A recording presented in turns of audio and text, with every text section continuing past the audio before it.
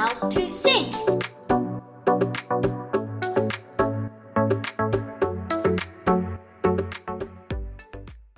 Life cover is not expensive. You can potentially get R1,000,000 life cover for about 200 Rand a month. A lot of risk factors will determine the price. Nobody's cover costs the same. So your age, your qualification, your smoker status, your occupation, your salary, things like that will play a role on what it will cost you. But yes, you could get R1,000,000 for around 200 Rand a month. And if you calculate how long you'll have to save to get R1,000,000, it is 416 years at 200 Rand a month. So no, it's not expensive. You could never save the amount of cover that you could get for the price. And yes, you're not the one that will receive the money. It will be a family member or someone else when you pass away, wherever you nominated as a beneficiary. But yes, you're guaranteed that at some point in the future, you will die and it will pay out. It's an easy way to make provision for loved ones.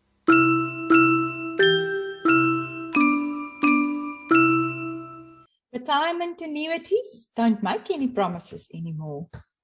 These days, if you invest, especially if you invest directly with an investment manager and you don't go via another company or platform, not only is it cheaper because you cut out some administration fees, like a middleman kind of fee that you don't have to pay, but they don't have the restrictions and the promises and the guarantees as well. Remember that as well, that they had in the past.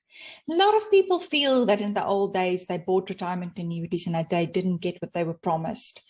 And then, yes, it's about how it was invested in those days, the fact that there were many, many fees, and then restrictions that made it for them difficult to leave the platform because of the kind of contract they signed at entry.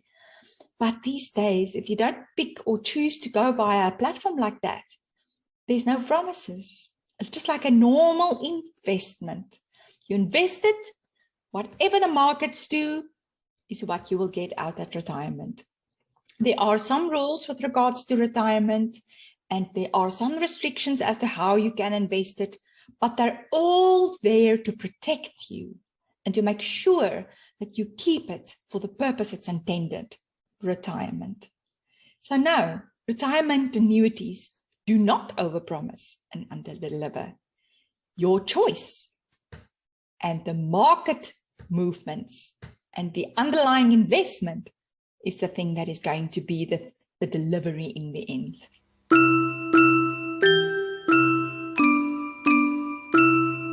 Every time the market dips or it goes down for a longer period than usual, there are some people that will fear and want to take their money out of the market because they want to put it in the bank because they think it is going to be protected in the bank. The thing is that if the markets are going down, there are other factors and economic factors that is going on in the background as well. And yes, maybe for the short period of the couple of months, or even maybe a year or two that the markets are down, you will be better off in the bank, and the interest rates they offer might be more than what you could get in the market.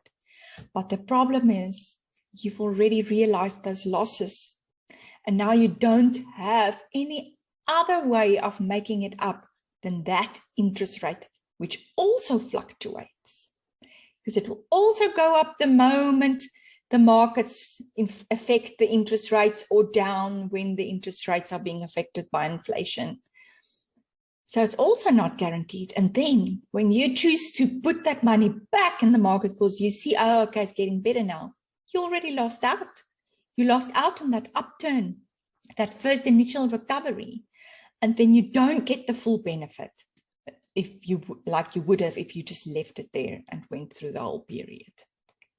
So yes, no, your money is not safer in the bank. Maybe for a short period you can beat the returns, but then you've already lost if you take it out of the market at the wrong time. And the interest rates do not beat what the markets can do over longer periods. That we know for a fact.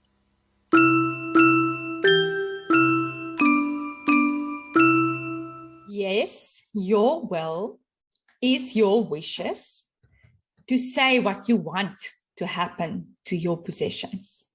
And yes, if you have no possessions, you might feel you don't need a will. But the problem is that in our country, everybody who passes away immediately starts a new entity. It's called the deceased estate.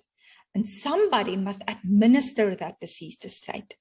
And yes, it's easy to Google and see the process, but you're dealing with people like the master of the court and municipalities and banks and registration of vehicles and things like that.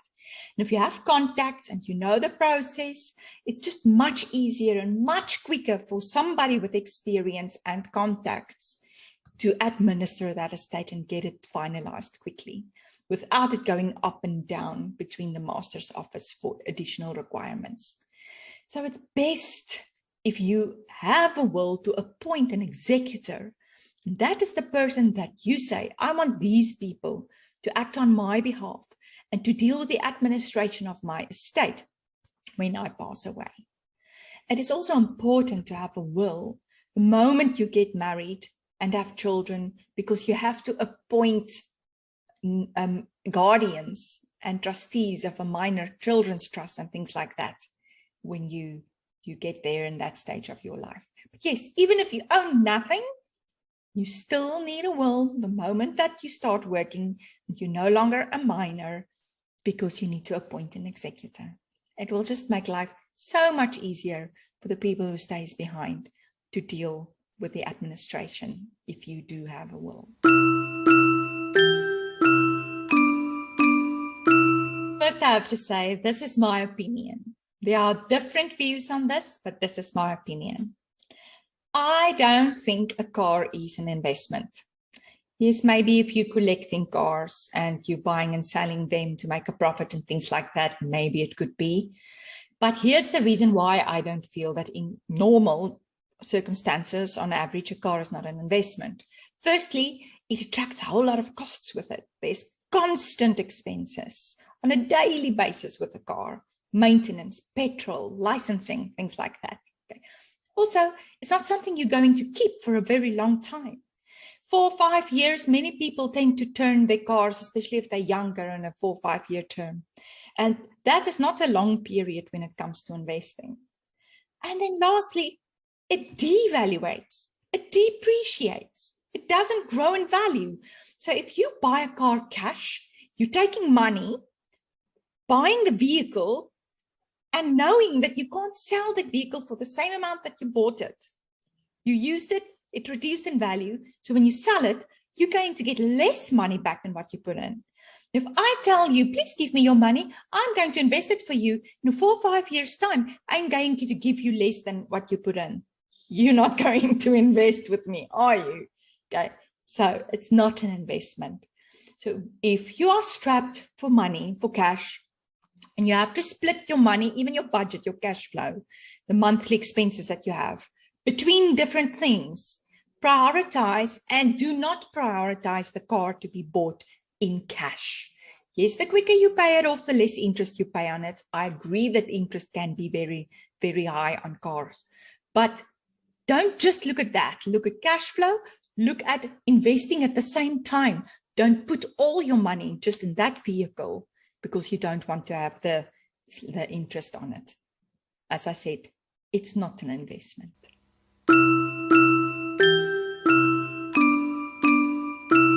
Again, this is also my opinion. Property is a great investment and it's a long-term investment, and you will almost always grow your money if you buy property, because when you sell it, you'll get more than what you've put in. Property grows well. But the house you live in is not such a great investment, because again, it attracts a whole lot of costs and expenses and maintenance. You're probably not going to keep it forever. You're probably going to buy another house with a higher bond, higher expenses, more expenses. So no, in my opinion, the house you live in is not a great investment.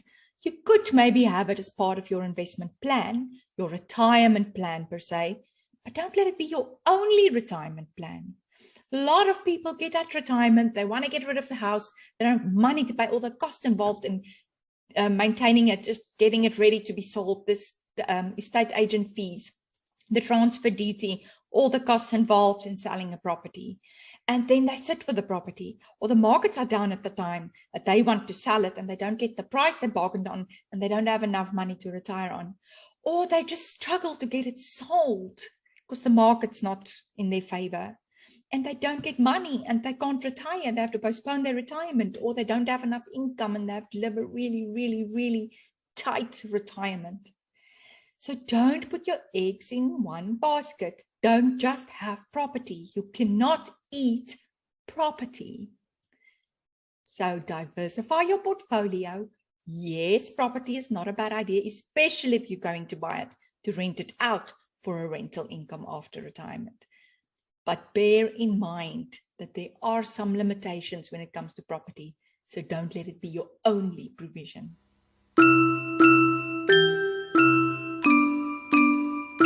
Spoiler alert, I might be stepping on some toes. A broker is a broker is a broker. No, you get very, very many different brokers out there. Some call themselves brokers, some call themselves advisors, some call themselves planners. Most of them have the same training, most of them have the same knowledge, most of them have the same experience. In the end, it's about how they apply that experience and the knowledge and the education. Some, it's clear as daylight, just trying to sell you something. Beware. But if you find someone that has your best interest at heart, that's just trying to make a living like any other normal person, but they really give you advice and they tell you when something's a bad idea, and they don't try and shove something down your throat that you don't think you need. And they do a needs analysis and they prove with figures and facts that you do need what they are proposing. And they're pointing out the risk factors as they're supposed to. And they're doing regular reviews. It's not a once-off and you never hear of them again. That's the kind of person you want to trust. The person you want to start a long-term relationship with. And that is what it's supposed to be. It's not a one-hit wonder. It's not supposed to be someone that's quickly going to make you some money in an investment or sells you a quick life policy because your bond requires it, the bank requires it. It's someone that walks with you from the day you start with your first salary and gets you through all the life stages unto your retirement. And they help even your children with their planning. That is a real financial advisor, someone that you can walk a long road with. Thank you for watching, and please remember to subscribe for more of my 2 cents on money and stuff.